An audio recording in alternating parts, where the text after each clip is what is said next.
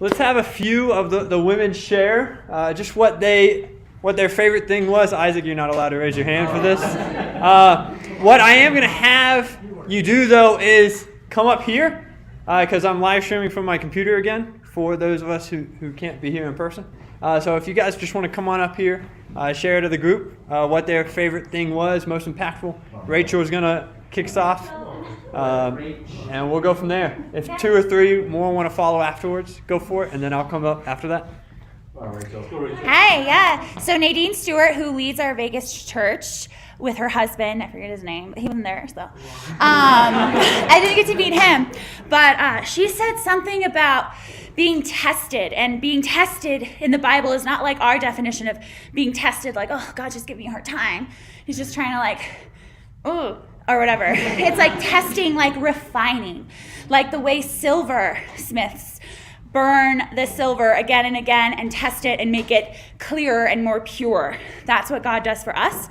So that because it's so pure that when you look at this melted silver that's been refined again and again, you can see your reflection in it. And that's what God is doing to us when he tests us. He's refining us again and again so that he can see his reflection in us. And I thought that was just like, so thanks.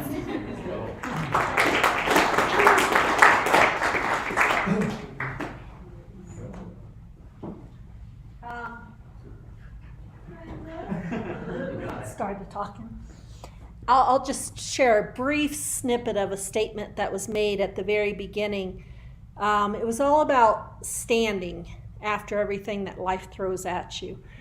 And one of the women that shared was like, we might not be swinging through the doors, and doing cartwheels through the door and jumping up and down for joy through the door, but we're getting through the door. We are still standing. We are still making it through that door. So.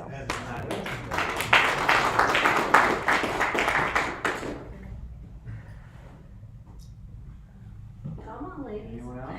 Come on.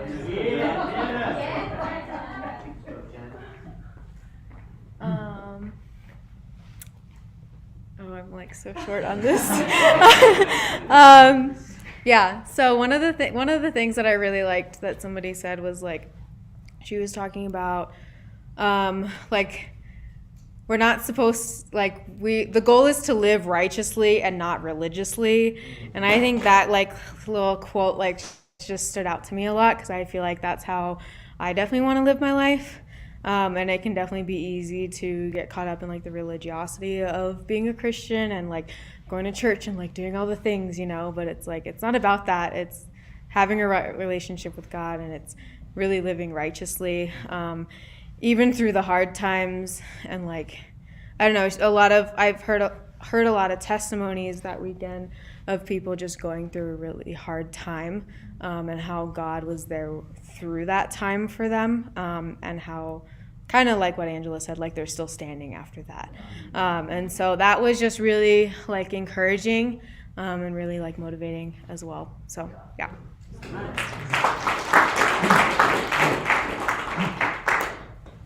No one said the pool or the weather. I was surprised. Nice. Well, before we get into the lesson for tonight, we're going to have discussion groups at the end. But let me go ahead and give some announcements real quick. This Sunday, we will be having our church service here. It'll be a women's-led service, since probably most of the men will be gone out down in, I think it's North Tucson, for our men's retreat. We're super excited about that. Men, if you signed up, make sure you get down there.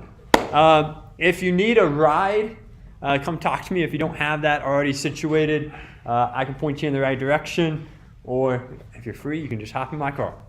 And so we can do that.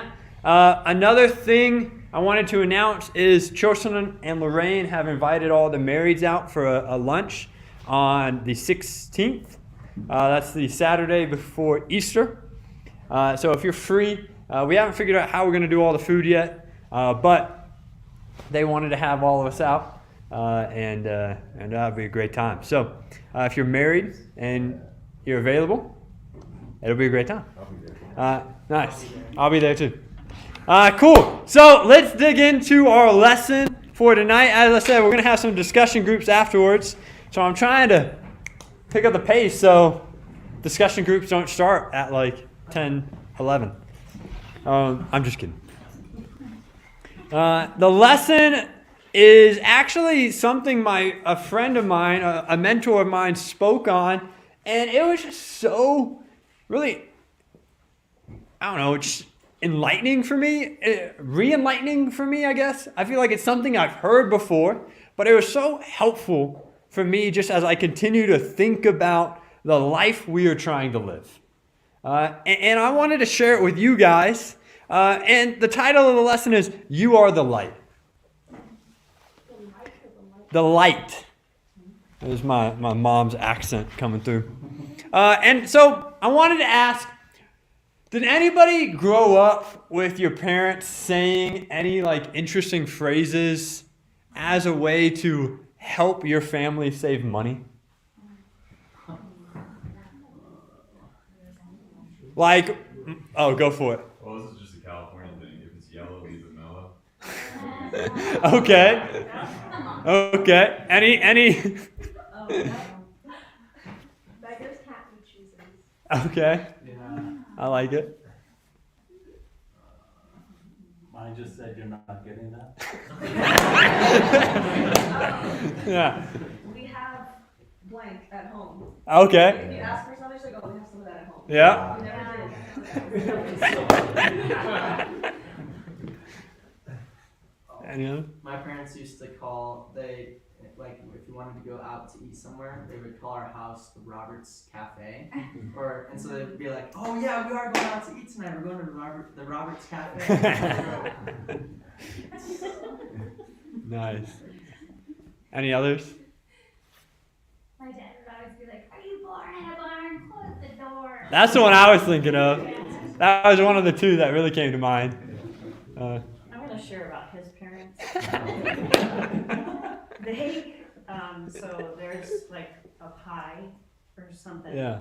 a pizza in the middle, and all the pieces would be gone except for one piece, and everybody would cut that piece all the time in half. Always had to be in half. I don't know why. I've been in this family 23 years. Nobody wanted to take the last slice. Okay. There's another hand somewhere. Ted? It's like, just because your friends have this or are doing this doesn't mean we need to. Okay. Yeah. I thought I saw one more, did it? My dad actually used to say, you want gum, I can just cut a piece off the tire for you.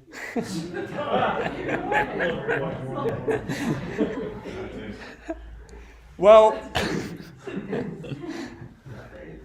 it's so funny because we all have these different things, and oftentimes it's sometimes something our parents came up with ourselves. My dad is an electrical engineer, and so he actually works for like the power company. And so one of the things was like, you got to go turn off that light. But knowing that he works for the power company, he's got an interesting relationship with that line. Because he's like, all right, I kind of know the actual cost. And so it's not really worth it for him to go all the way upstairs to turn off the light. But it would be worth it for me and my brother to have to go up the stairs to turn off the light. And, it's just one of those things. But it's so funny that we all have different ones, different phrases, different things that are going on in our family. And I wanted to read a passage tonight, Matthew 5, about light, but really about turning on and off a light. So in chapter 5, we're going to read verse 14 through 16. And Jesus is speaking. He says, "You are the light of the world. A town built on a hill cannot be hidden. Neither do people light a lamp and put it under a bowl. Instead, they put it on its stand, and it gives light to everyone in the house. In the same way, let your light shine before others, that they may see your good deeds and glorify your Father in heaven." And so my first thought for tonight is simply that phrase, you are the light. Too often, I know for me, and I think for many of us, we can treat faith as a light that has a switch to it. Where we go times where we want to save energy, and so we turn off the light. Where we go on and off of being the light to others. We might do this for comfort. We might do this for fear, for just the easiness. There are so many reasons why you might decide or choose to have your light go on and off. But this passage, Jesus is teaching, and his words simply don't say that we are to be a light at certain times. It doesn't say that we can turn on or turn off our light. It simply says, you are the light. And implied in there is no on and off switch that I think we wish there is, that we want to have. It simply says, we are the light of this world.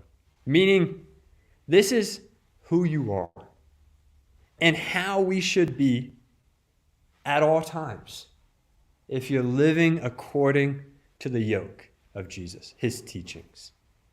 That you are the light. It is your being. It is not something that you walk in the door and say, all right, time to turn on the light.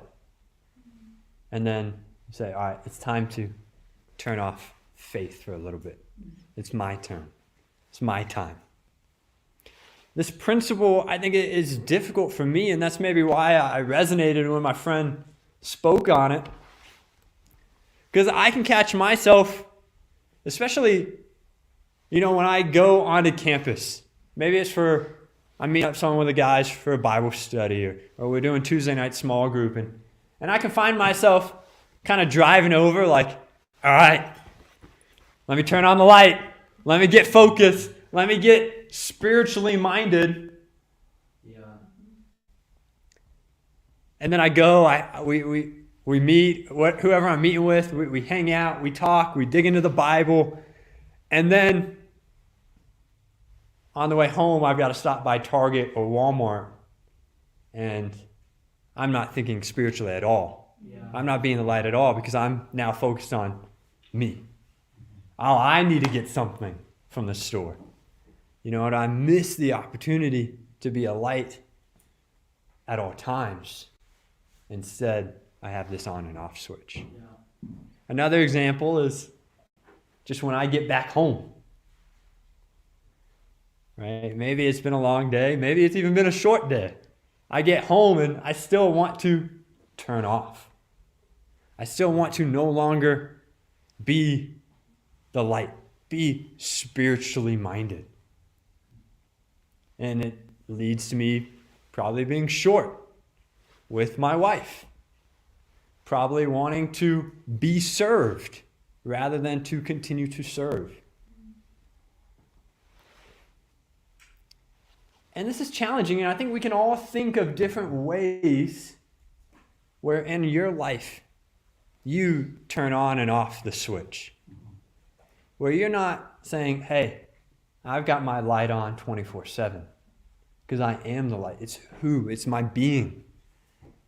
But instead you try to say, all right, I can put that to the side. The challenge is we have to make the commitment to say, we're going to view our life the way Jesus speaks about our life. That we are the light. That you are the light. It goes on in verse 15, and it says, neither do people light a lamp and put it under a bowl. Instead, they put it on its stand, and it gives light to everyone in the house. As I said, I'm moving quick. So my second thought is don't hide. Go with the people. As a church, we started this church 10 months ago, which is crazy to think. It feels like it's been 6 years, but it also feels like it's been 6 weeks, which is really cool. It's really fun. And while there might have been, and while there probably are many times where individually at times we've taken the bowl out of the cabinet and put it over our light, I'm so proud of our church. Because overall, I'm like, we have left that bowl in the cabinet. Yeah. We've let the light shine. And I was thinking about this, and I'm just going to read off some of the things we've done these 10 months as a way to remind us of the ways we have been a light and as a way we have not hid our light.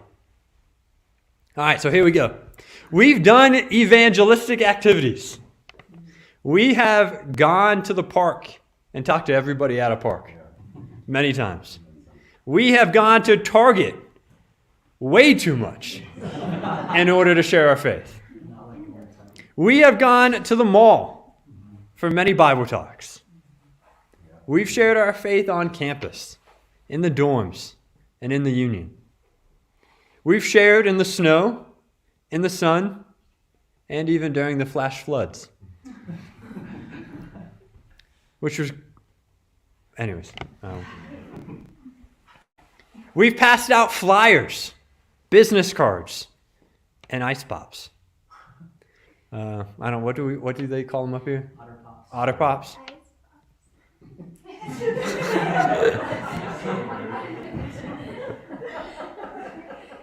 I knew it's not what you guys called it, but that's what I call them.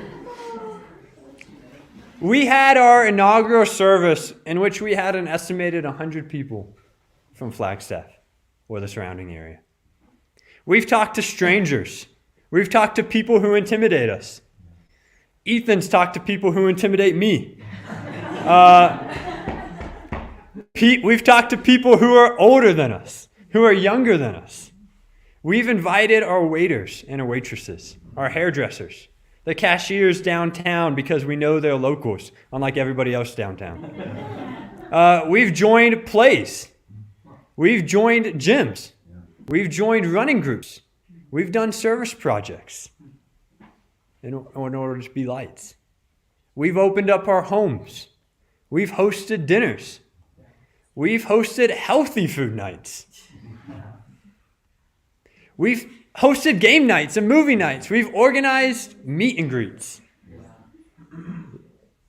We have literally done it all over these past 10 months. Yeah, I'm down. Let's do it again. But here's where the challenge is.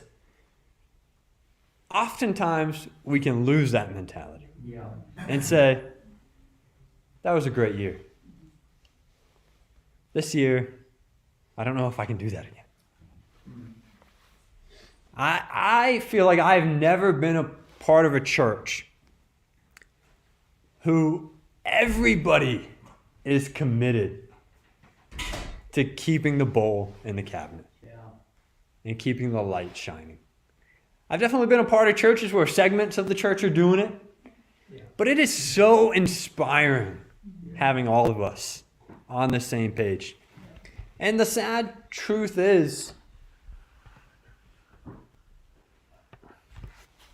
that the longer we are here, and I say the longer we are here because I think it's the longer any church is around,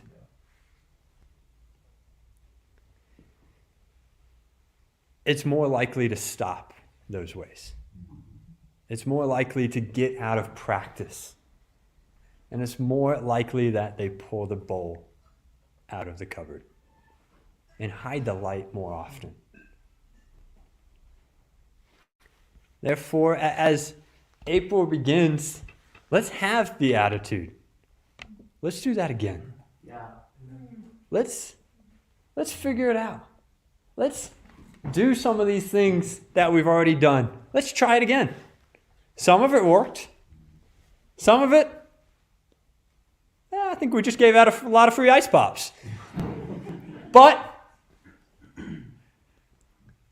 let's have the attitude, let's do it again. You know, in April, I want us to think, what's one thing I can do again? Well, what's one thing I can copy from somebody else? Maybe it's joining a community group, joining a gym, hosting a dinner, sharing with every cashier you check out from, or every waiter you have. What's something that you can say, I want to continue to keep the bowl in the cupboard and shine brightly?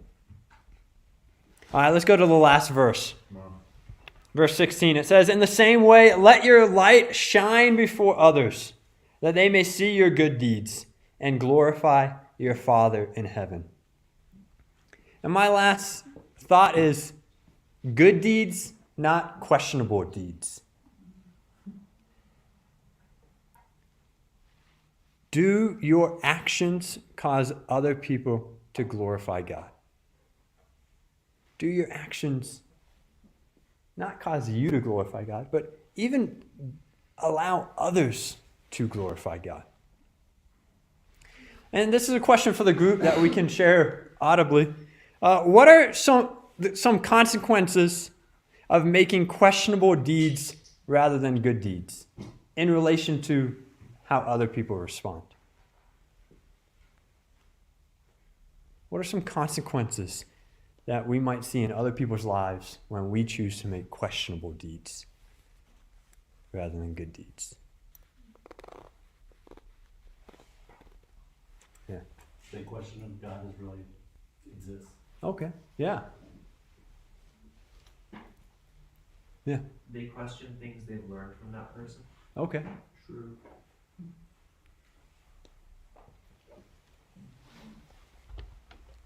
Yeah. It paints a picture of God that's not accurate at all. So it kind of puts a human face on God, and then can affect their relationship with Him later down the line. Okay. Yeah. We think. It's like a spiritual dullness. Like, it's not good, but it's not bad. It's just kind of meh. Like, oh, they're not like fired up anymore. So it's okay. I can choose to be the same. Yeah. They might like reaffirm the way that they thought about God or Christianity by your deeds. It's like, oh, yeah, they're like everyone else I know. Yeah. Or that's how everyone else acts. Yeah.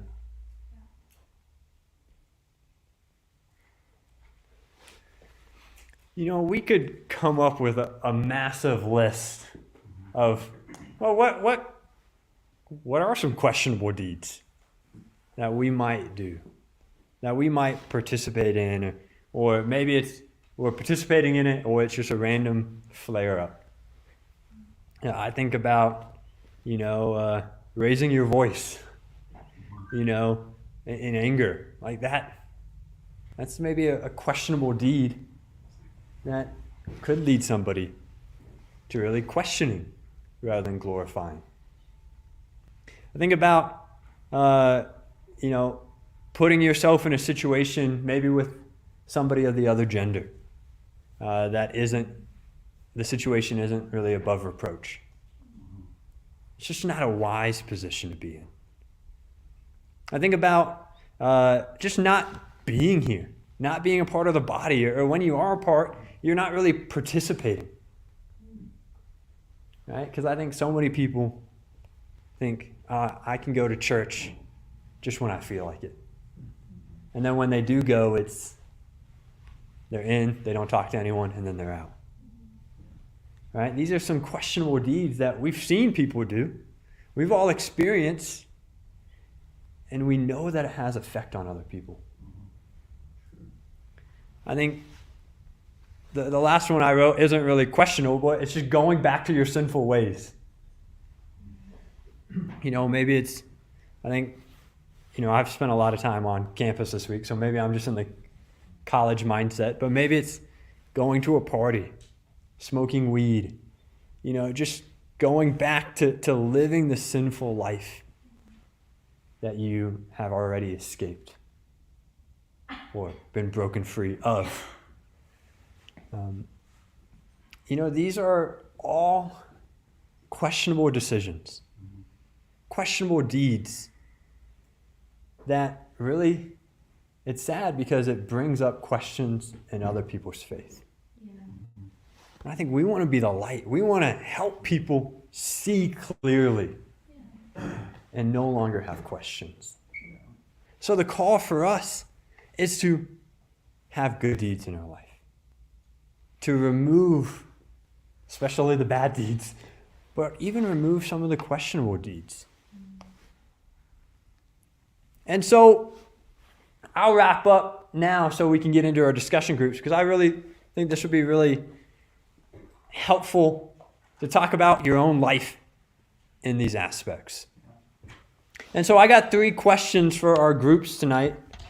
And I say our groups as in find your own group. We don't really have groups per se. But question 1 is, when are times you most turn off your light? When are times you most turn off your light? Question 2, what is something this month you can do to be around the community and be a light?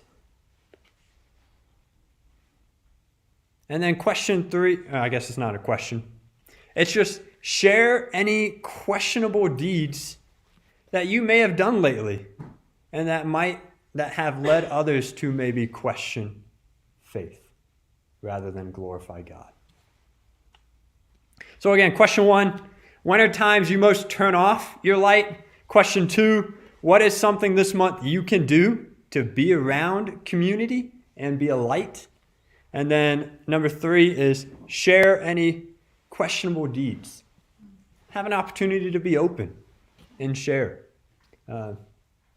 And some of it you might be sharing for yourself. Some of it you can share, and I like sharing in groups because it can really hopefully help others to share as well and talk about what's going on in our life. So let's break off into groups. We'll do this until 8, and then we'll fellowship the night away like we always do. So enjoy your groups. Have a great discussion. Love you guys. Bye, YouTube.